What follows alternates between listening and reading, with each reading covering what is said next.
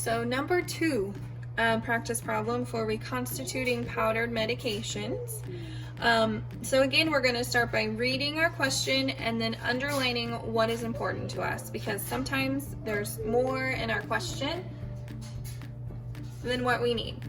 So ordered, we have Cefadil 500 milligrams IM every 6 hours. That's important to know. What is ordered?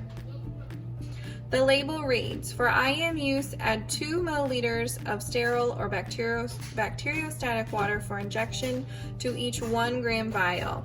It's important to know that we're going to add 2 milliliters of sterile or bacteriostatic water for injection.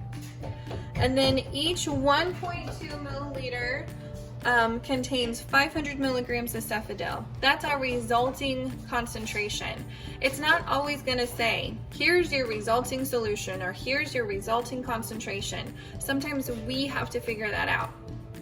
So this is saying, once you've added 2 milliliters of liquid to your vial, shook it up, you now have 500 milligrams of Cefadil for every 1.2 milliliters of fluid in that vial. So that's important to know. That's our resulting concentration. Now we just simply answer our questions. What diluent will you use?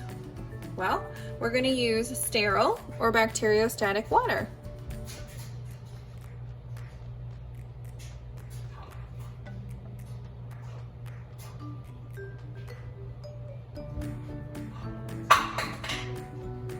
How many milliliters of diluent will you add? Again, we just have to find it in our question. We're going to add 2 milliliters of diluent. What is the resulting concentration? Once we've added that fluid into our vial, we've shaken it up, it's now a liquid, we are left with 500 milligrams for every 1.2 milliliters. So our resulting concentration is 500 milligrams for every 1.2 milliliters. And we write it like that, 500 milligrams slash 1.2 milliliters. And how much are you going to give? Remember, anytime we're asked the question, how much are you going to give your patient, we use the equation D over H or D over H times Q. And we're going to use the times Q in this instance because we're dealing with a liquid. We have milliliters happening, so we know we need that Q in there. So our doctor's order, 500. Our dose on hand, or resulting concentration, is 500. We don't need to change anything. We have like terms, milligrams and milligrams. We just need to add in our Q. Our Q is our milliliters. What milliliters do we have? 1.2.